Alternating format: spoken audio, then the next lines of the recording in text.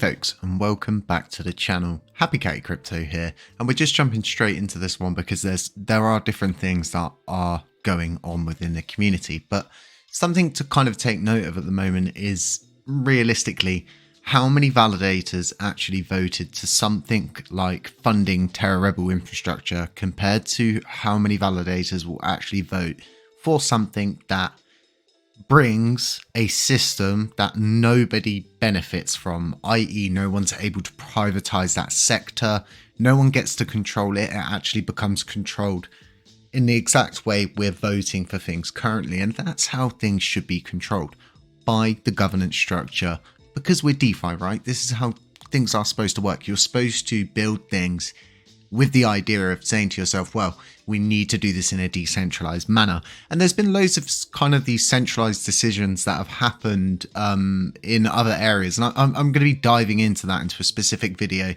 I know those people think that I've forgotten and that's kind of brushed under the carpet, but it's not, Rex. You can run away to entropy.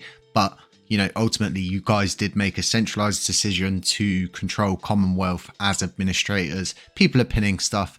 That all needs to go into a video where honestly, a proposal should realistically go up to have that all voted through and have them voted through as administrators. But what we're going to do here, we're going to go over to LUNC and we're going to look just how many validators actually voted. And we saw that a lot of these validators, they voted very fast. And this was kind of a lot of these very small nodes that we just don't know who the people are, and very, very strange.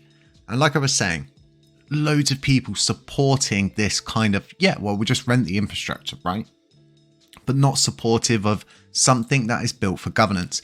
You've got different validators trying to turn something that is more or less a kick up the backside into this like angle of where they're somewhat the center of attention and they've come up with all of this and they're behind all of this. And it's just insane, right? Because one minute they're saying, oh no, you know, I'm against this. And then the next minute they're talking to the L1 team who I've already spoken to. And it's like, oh, you know, you're missing all of the infrastructure costs and everything like that. And it's, you know, I have the ability to post a proposal like this and actually put a supporting video up. And that's what I did. It's not hard for someone to watch a 8-minute video, is it?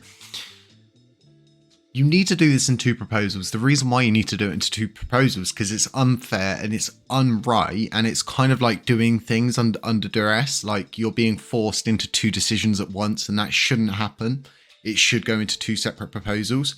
There's going to be a bit of a curveball thrown because ultimately I think I've said this many of times, I walk lots of different paths in my head. I play good cop, bad cop, good sheriff, bad sheriff, scammer, hacker, doppelganger.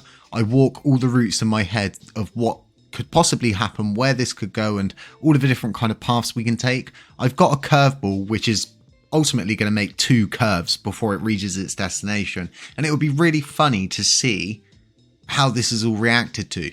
But the one thing to note with this, like I said, this is more or less just a kick up the backside, because as much as the people voting no to this are saying no and validators simply just not getting involved, this has already been approved and passed. My biggest issue was we had a bug bounty proposal go up when what should have gone up was more stuff to do with the infrastructure costs because they were going to develop a mobile system and we needed that. And it just didn't seem like it was going to happen anytime soon. This kick up the backside and this proposal was led to a system actually being forked, developed and ready to go within like 2 hours. And like I was saying, another validator is suddenly like, oh, you know, they're developing it in 2 hours because I spoke to them. It's like, no, I've actually spoken and this has all been agreed behind scenes. You don't put a proposal like this up with people's names in it and different people just off of like me saying, yeah, I want them to do that. I want them to do this. This was all, you know, are you folks happy to be involved with this? Yes, we are. Are you able to do this? Yes, we are. But it's, you know, like I was saying, it's so funny to see how, and what this honestly is, the way I look at this proposal right now is people voting no, you're simply against, you want to stay under the thumb of TFL. You want to wait each time for these silly updates. You want to allow the privatization of sectors, which is like our most utilized tool that we used every day. Another thing that's really irritating, especially for me as a validator, a project creator, a module designer, is these people like, he doesn't even know what he's going on about. And it's like, hold up a minute, you're all using my auto compound module that was developed because of me, because I wanted that module created, and then we then gave it for free. It's funny how all of a sudden, all these people know so many different things about me. And, like I was saying, the people that are fighting against this simply are having their pockets greased and lined. $34,000 is a lot of money in LUNC, right? That could all just be going into stake each time, and they could just be living off of the commission, right? We don't know where that money goes. All we know is that somebody has a load of machinery and stuff like that, and it's just not something I'm interested in. So like I was saying, there's gonna be a couple of curveballs thrown, but ultimately, even if all of the validators don't vote on this like they're all, humming and hawing about now, it doesn't matter. Because if we go to governance, we go to past, we can see that this has already passed. This has already been agreed through governance. All this was for me is a kick up the backside and pretty much laying the law down and saying, look, I'm a project creator, and guess what? No one who wants to join the auto compound module can join the auto compound module.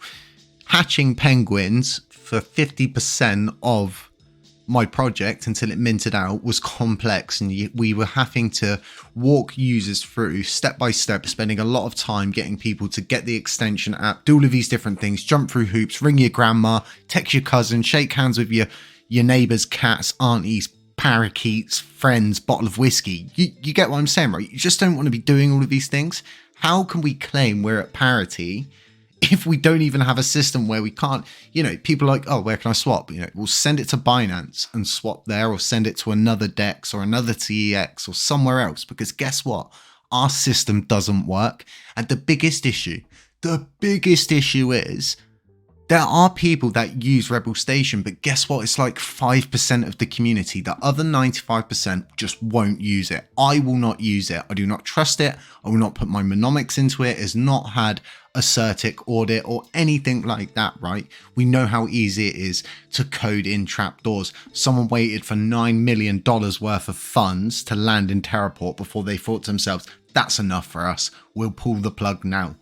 How much would it need to be before all of a sudden, all of the mnemonics that have ever been put into, say, Rebel Station for whatever, has been recorded, and all of a sudden, step by step, people are getting their wallets drained? And it's all stuff where we're supposed to be this really good blockchain. We're supposed to be this really good decentralized system that really works. And we just don't seem to have all of those tools. And the biggest issue, like I was saying, alongside all of the other big issues, is simply our validators.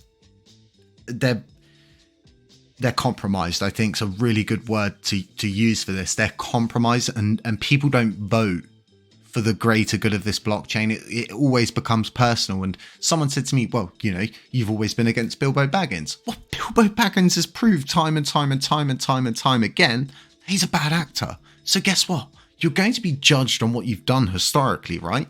If you're arrested, they're not going to say, oh, if you're a criminal that gets caught all of the time, they're not simply just going to go to you, oh, well, don't worry about these 50 other crimes you've committed before. We're just going to, hold you accountable for this one. No, you're going to be judged on not only that crime, but all of your crimes that you've committed before that. And then guess what? If you want to go get a certain type of job, you're going to need a criminal background check. And guess what? You're not going to be getting that job, are you? So it all, we have to start asking ourselves the question, right?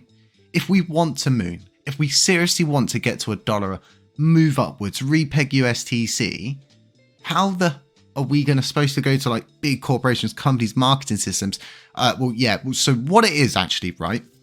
We don't have control over our wallet system, okay? It's by this group of people called Terra Rebels that then, rebranded to something else. They were buying Roombas and scamming people for a long time. And it's just like, by the time you've even got to that point, it's going to be on the end of the phone, because they're just not going to be interested.